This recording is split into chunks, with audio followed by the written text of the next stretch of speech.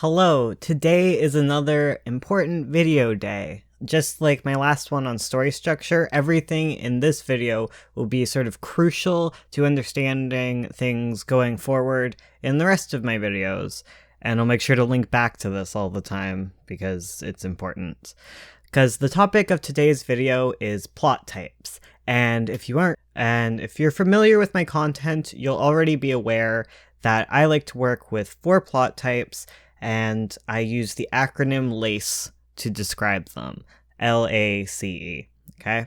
So now I've already done a brief overview of these plot types in a previous video, but today I want to go in depth and talk more specifically about how these plot types shape every aspect of your plot, and also do a example plot outline with each. So very quickly, let me break down these plot types. So L is a location plot, a plot about leaving a location and entering another.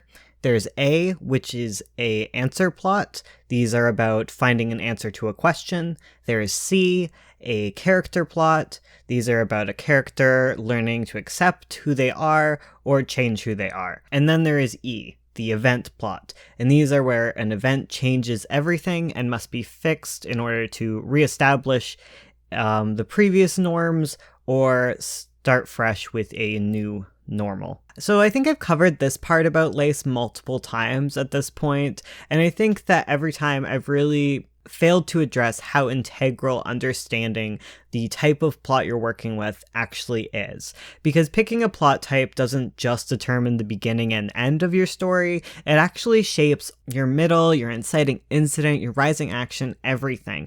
Because when you're determining the type of plot, you will end up determining how you raise your stakes. Location plots will add obstacles in the way of reaching a destination. Answer plots leave clues and false leads. Character plots challenge the main character's sense of self, and event plots are filled with more disrupting events.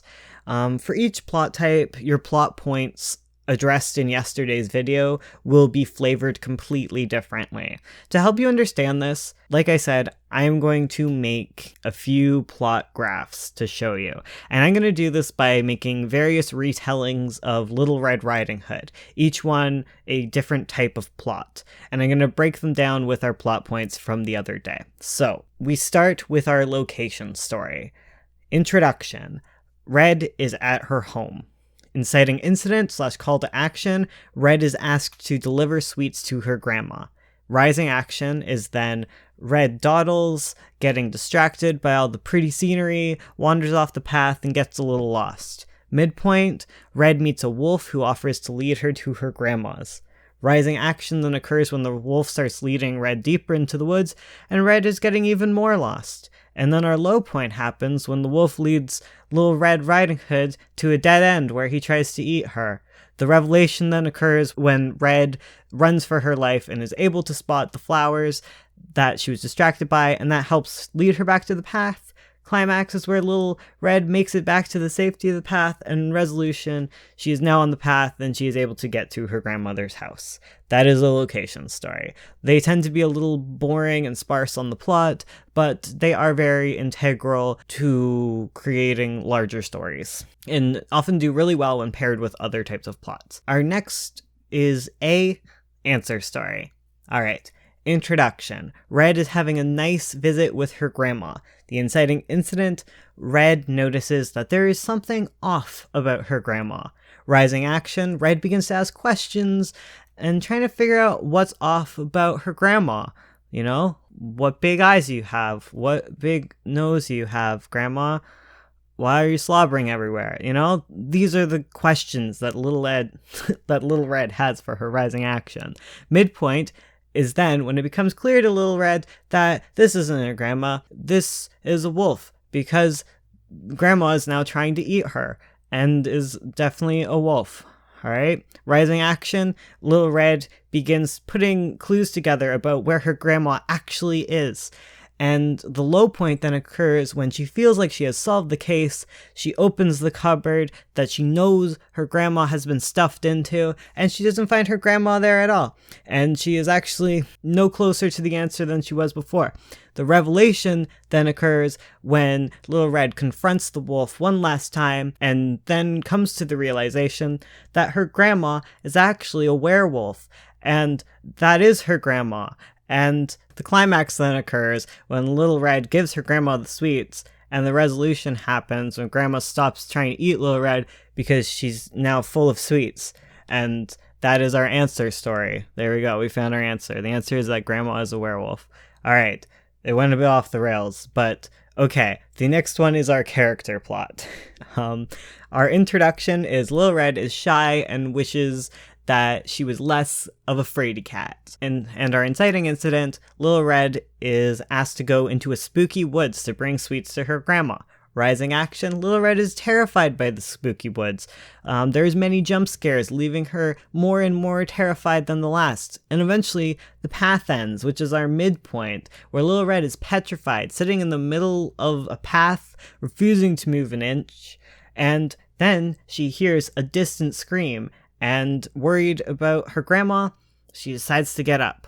So rising action, despite her fear, she presses forward. There are many, many more scary parts of the path.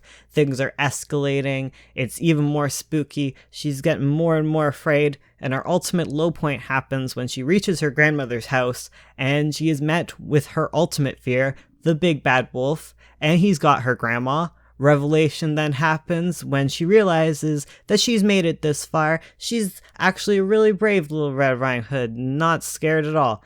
And the climax then occurs as all the spooky stuff goes away, as her fear goes away, and everything chills out because there's no more fear to fuel it. This is just magical BS created by her own fear. Anyways, so that happens, and it all goes away, and her resolution is that Little Red is now a very brave person.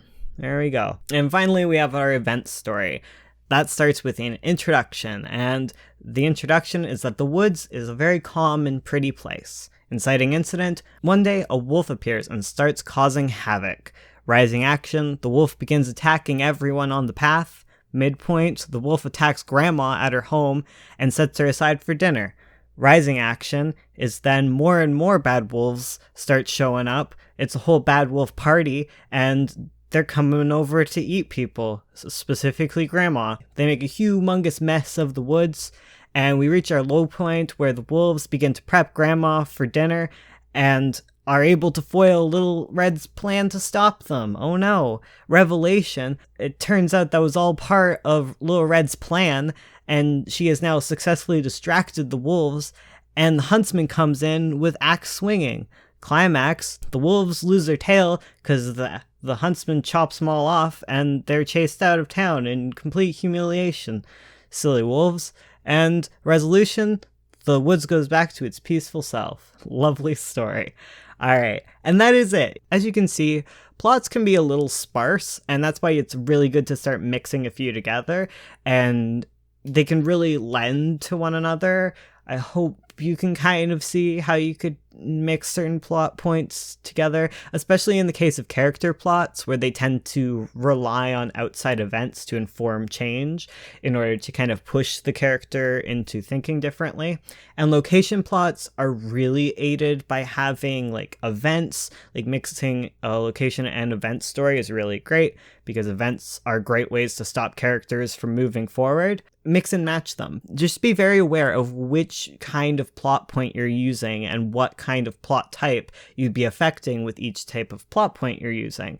And just be aware of which type of plots you're working with. If you start adding location problems to a story that is primarily character driven, you're not going to be working your plot to its best strengths, and you're not going to be getting the exact kind of story that you're trying to tell out of it. So you just need to be aware of them and then mix and match them together. And when you do end up mixing and matching plot points, it's because you have two plot threads going and not just because you want to start adding event plots for no reason.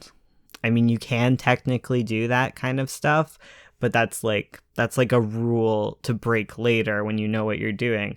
So yeah, beware your plot types, and I'm going to go even more in depth with each of these and how they affect plot points very specifically in later videos. I hope this helps, and feel free to try your own fairy tales for practice. This is a really good tool for practicing. It really helped me start to understand the lace plotting types a lot better. It takes away the idea making process for you, and you're just focusing on how the different plot types affect a story. And I really think you should try it, and feel free to leave it below. I'm sure people will critique it. I'd look at it. Maybe. I don't know. You guys never show me your writing tests. You should do it. I believe in you. It only takes like 30 minutes and it's super worthwhile. Anyways, I need to go work on the 9-point Kickstarter. As you can see, we're starting to color things. So that means I'm really close to like announcing a date. It's going to be this month, some like mid part of July. I think like tomorrow I should have an actual answer as to when the Kickstarter is launching and when we can start funding the book 2 of 9-point. So there you go. And if you were looking to buy the original issue of 9-point issue 1, it's going to be available as a bundle during the Kickstarter. So I recommend that if you're feeling frisky. And if you can't wait, you can always buy the ebook version because you literally don't have to wait. Anyways, thank you all for watching. I hope to see you again next time. Love y'all. Bye-bye.